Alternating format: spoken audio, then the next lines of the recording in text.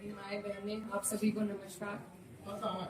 आज बहुत ही भारी मन के साथ मैं आपके बीच में आई और एक घटना ऐसी घटी गांव में जिससे सब बहुत दुखी हैं, सब बहुत परेशान हैं। मंदिर का इस तरीके से मंदिर को खंडित करना, किसी भी आस्था की जगह को खंडित करना, ये कहीं भी बर्दाश्त के काबिल नहीं है और इसकी जितने कड़े शब्दों में वो हम निंदा करते हैं। और जो भी कोई इसका मुजरिम है, जो चले गए, ना उनका कोई हिमायती है, ना कभी किसी ने उनकी हिमायत में फोन किया। और भी कोई अगर आपको इसमें लगते हैं तो उनको भी कड़ी से कड़ी सजा मिलनी चाहिए। मेरी ये आप लोगों से बस इतनी विनती है कि यहाँ पर पूरा गांव है हमारा, हमारे पक्ष के लोग भी हैं, विपक्ष के लोग भी हैं। एक तरीका होता है आलोचना करने का, एक तरीका होता है विरोध करने का, और विरोध से किसी को आपत्ति नहीं है। लेकिन जो जिस तरीके की भाषा का उपयोग किया गया, जो चीजें कही गई धर्म के ऊपर, बिरादरी के ऊपर, महिलाओं के चरित्र के ऊपर, क्या हम पूरे देश में ये संदेश देंगे कि ऐसा हमारा समाज है, ऐसा हमारा इलाका है? ये मेरा आप लोगों से सवाल है।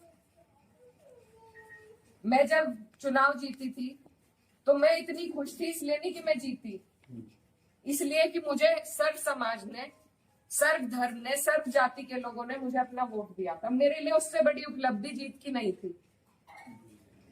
और हर जगह आप देखेंगे, अगर मैंने कई कई बार ये बात कही कि मेरे लिए सबसे बड़ी उपलब्धि ये है कि मुझे सबने वोट दिया, सबने अपना आशीर्वाद दिया, अपनी बेटी माना, अपनी बहन माना, और आप सभी मेरी हिम्मत हो। आज अगर इस तरीके की बातें हमारे क्षेत्र से उठेंगी तो मुझे बहुत तकलीफ हुई, शर्म आई मुझे कि मेरे अपने, जो मेरे मामा हैं, नाना हैं, भाई हैं, आज उनके बीच में ऐसी बात हो रही।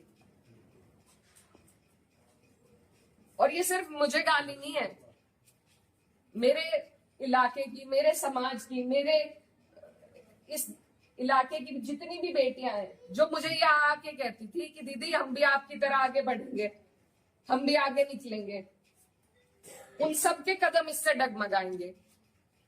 और मुझे ये बात बर्दाश्त नहीं। मेरे पे तरह तरह के सवाल उठाए जा रहे हैं। मैंने कभी धर्म की राजनीति नहीं करी, कभी जात बिरादरी की भी नहीं राजनीति करी। मेरे लिए सब मेरे अपने हैं। जहां जिसे मेरी जिस वक्त समस्या होगी, जिस वक्त मेरी जरूरत होगी, मैं वहां पहुंचूंगी।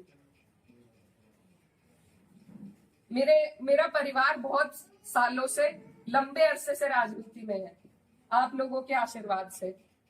और हमारे वहां पर बाबूजी हुकुम सिंह जी का परिवार और हमारा परिवार लगातार राजनीति में रहा। कभी वो जीते, कभी हम जीते। लेकिन मैं आज उन्हें नमन करते हुए आपको ये बताना चाहती हूँ, कभी ऐसा नहीं हुआ कि किसी ने किसी पर व्यक्तिगत टिप्पणी करी हो, किसी ने किसी को इस तरीके की ओछी बातें कही हो। तो वो एक राजनीति का स्तर था। और आज जो राजनीति का स्तर हम लेके आ रहे हैं, मेरे काम हो सकता है लोगों को पसंद ना हो, बिल्कुल 5 साल बाद मुझे आपके बीच में आना है। मैं किसी आपकी कसौटी पे खरी नहीं उतरी, मैं वोट मांगने की भी हकदार हूं, और आपको देना भी नहीं चाहिए। लेकिन अगर कोई आपके इलाके से कोई लड़की अगर हौसला कर रही है, आगे बढ़ रही है, तो क्या उसे गालियां मिलनी चाहिए? क्या मैं आपके समाज की बेटी नहीं हूं? ऐसी ऐसी बातें रोज देख देख कर कि इन्होंने तो धर्म बदल लिया था, ये तो सब हमारे इतिहास का हिस्सा है। इसका जवाब मैं दे सकती हूँ या कोई और दे सकता है क्या? मुझे किसी ने कहा कि अपने पिता की तरह कभी कभी खनक आती है आवाज में, तो मैं वो बात बदल नहीं सकती। मेरे खून में शामिल है, बिरादरी भी खून में शामिल है। निकाल लो, आप निकाल लो मेरा खून। लेकिन इस तरीके से ना तो मेरे समाज का, ना मेरा सर इस तरीके से ना झुकाओ सारी दुनिया के सामने ही। मेरी आप सबसे अपील है हाथ जोड़ के। मैंने कभी नहीं कहा, कभी नहीं करी मैंने धर्म की राजनीति, ना मैं करूंगी।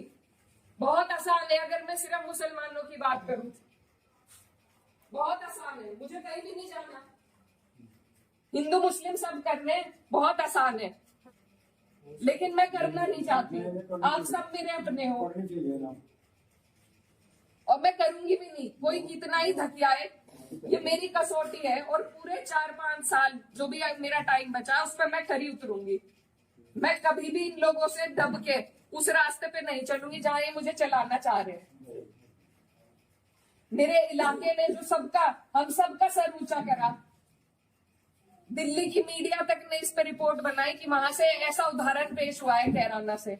ये उस उदाहरण को तोड़ने की और सिर्फ अपने लालच की, सिर्फ अपने लालच की राजनीति में जो लोग इस तरीके से समाज को तोड़ रहे हैं, तो वो पहले मेरे पत्थर मारे, मुझे गाली दे, मैं सबसे आगे रहूंगी, लेकिन मैं इस काम से हटूंगी नहीं।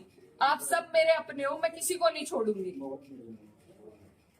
और ये जो लोग हैं, जो बात अभी मामा जी ने कही कि ये जो लोग हैं जिनको आजकल महापुरुष की उपाधि दी जा रही है, महापुरुष अगर कोई है तो बाबू हुकुम सिंह जैसे लोग हैं। ये नहीं है जो समाज को तोड़ रहे हैं, जो हिंदू मुस्लिम का विवाद पैदा कर रहे हैं। हमारा ये गांव, आसपास का जो इलाका है, सबसे पहले अपना पड़ोस होता है, बाकी चीजें बाद में होती है। और जब पड़ोस में इस तरह की नफरत भर दी जाएगी, बो दी जाएगी, तो बताइए हम कहाँ जाएंगे। आज मैं इस गांव में आई, मेरे पे ये भी इल्जाम लगाए गए कि 10 दिन से आई नहीं। पुलिस का हाल देखो यहाँ पर, रात से प्रशासन का मेरे पे फोन है, आप क्यों जा रही हो वहाँ? क्यों ना जाऊं मैं, मेरा इलाका नहीं है ये, कौन रोक देगा मुझे? लेकिन हम इसलिए नहीं आए क्योंकि खोसपुरा में 13वीं थी, उस वजह से उस सम्मान में हम राजनीति की बात करने आपके बीच में नहीं आए। लेकिन हर बात के विवाद बढ़ाना, इल्जाम लगाना, आज आपके बीच में आके धरातल के जो हालात है वो भी सामने आए। आप लोगों ने कई बातें बताई, कमेटी को लेकर बात बताई, वो सब भी जांच का विषय है।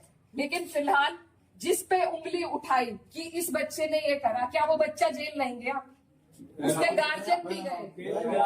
अगर मैंने हिमायत करी, आप मेरे 10 जुत्ते उठा के मारो।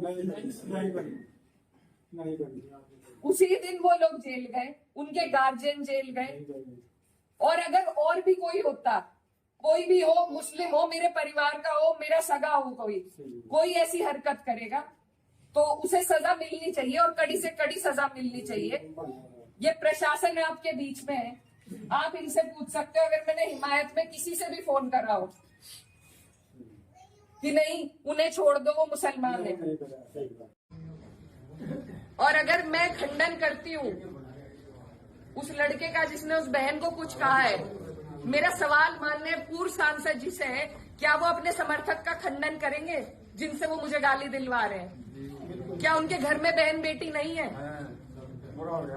सही है जी सवाल। मेरा सवाल सीधा सिर्फ उनसे है कि उनका अत्यंत नजदीकी समर्थक, पहले मुझे मुल्ली कहा गया, मुझे आतंकवादी कहा गया, मेरे बाप तक को गाली दी गई, मेरे भाई को कहा गया।